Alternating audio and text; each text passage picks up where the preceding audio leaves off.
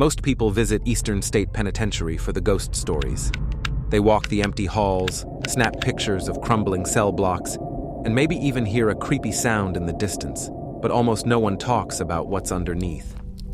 Beneath this massive Gothic fortress in the heart of Philadelphia, there's something far more real and far more disturbing than any ghost. There are tunnels, real ones, dug by hand in secret by inmates desperate to escape, and they're still there. In this video, we're going underground, into hidden escape routes, unfinished passages, and the chilling remains of a prison system that was once called the future of justice. Stick around.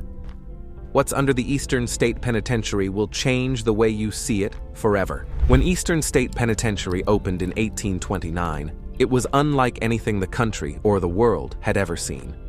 It was more than a prison. America was going to change the way it handled crime. The idea came from a group of Quakers and reformers who believed prison should be about reflection, not revenge.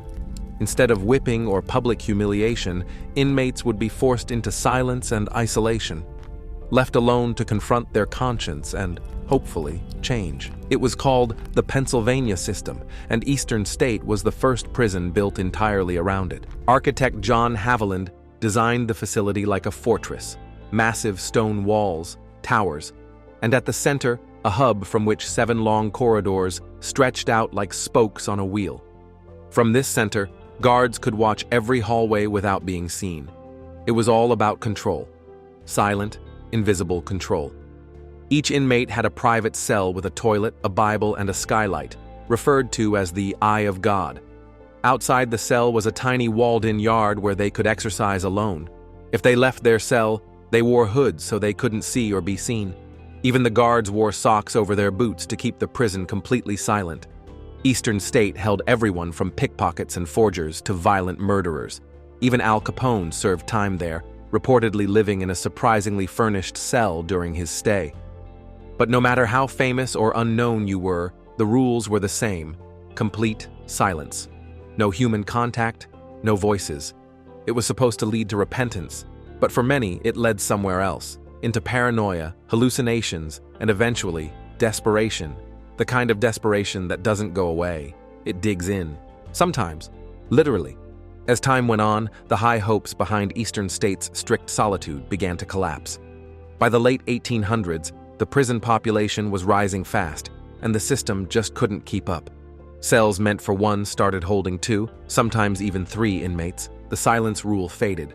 The reform ideals faded with it. Eastern State shifted from being a bold social experiment to a traditional overcrowded prison, just colder, older, and more isolated than most. But even as things changed above ground, something else was starting to happen below the surface. Plans were forming, quietly, dangerously, in the dirt beneath those cell blocks. In April 1945, 12 inmates vanished from their cells without a sound. What they had done was genius. Over the course of more than a year, these men had dug a tunnel nearly 100 feet long. It started in cell block 68, disguised beneath a simple bunk bed. Every day they dug with spoons, flattened cans, and anything else they could get their hands on. They reinforced the walls with wood stolen from the prison shop and even rigged up a lighting system using parts from broken radios. Leading the escape was Willie Sutton, a bank robber as clever as he was notorious. His group timed everything perfectly. On the morning of the escape, they slipped through the tunnel and popped out on the other side of the prison wall, right onto a Philadelphia street. For a moment, they were free. Very soon after the daring April 3rd, 1945 tunnel escape, the inmate's freedom unraveled fast. Willie Sutton was free for only about 3 minutes before police caught him, wet, muddy, and face-to-face with law enforcement. Kleine, one of the other escapees, managed to stay undiscovered longer, but for just 3 hours. By the end of that same day, authorities had recaptured half of the 12 escapees.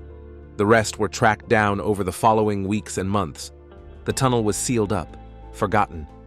Until decades later, when archaeologists reopened it and found it nearly untouched. The supports were still holding. The light bulbs were still in place. The tunnel had survived, a perfectly preserved trace of rebellion carved through concrete and dirt. But the story wasn't over, not by a long shot. In 2005, a team of archaeologists returned to Eastern State with ground-penetrating radar. Their goal: to find what remained of that legendary tunnel. What they discovered was shocking. The escape route had held up for 60 years. Wooden braces were still in place. Rusted light fixtures hung just where the prisoners left them. Even air ducts, made from scavenged tin cans, were intact. It was like the inmates had just crawled out yesterday. And here's the thing: that wasn't the only tunnel. Researchers found traces of more digging, false starts, abandoned escape attempts, possibly even practice runs. Beneath the surface, Eastern State began to look less like a prison and more like a maze. Some called these hidden spaces catacombs, though they weren't built by design. They were scratched out in secret, shaped by fear and strategy. The ghosts came later. Or maybe they were always there. Today, Eastern State is one of the most haunted places in America. Visitors report whispers, footsteps, even full apparitions. The underground spaces, the old tunnels and cellars, carry the darkest energy. Some tour guides won't even go down there alone. But whether or not you believe in spirits, one thing is clear: the prison carries weight. The kind of weight that seeps into stone. People suffered here. People vanished here. And some of the most chilling stories have nothing to do with ghosts. They're about the inmates who nearly disappeared under the prison itself.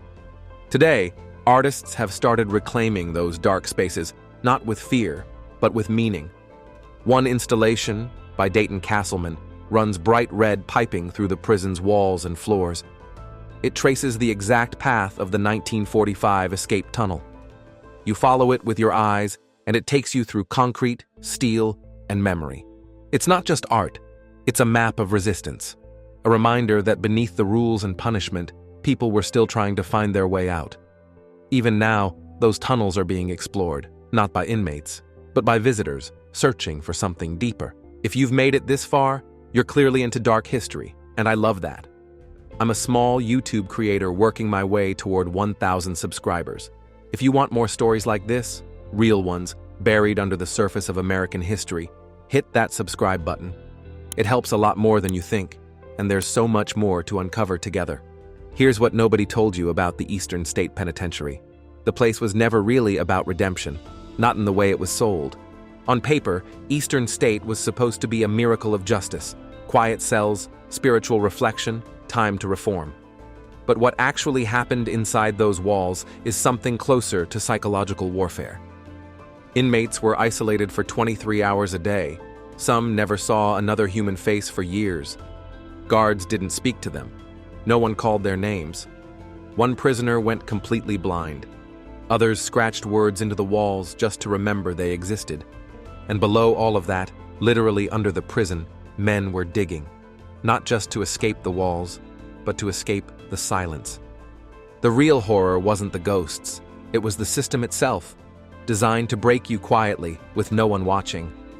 Today, the same prison that once crushed people in silence now invites the public in and asks them to listen. Eastern State is no longer active, but it hasn't been cleaned up for comfort. It's raw, peeling paint, collapsed ceilings, empty cells frozen in time. The old escape tunnel, part of the tour. You can see where the inmates crawled through the floor.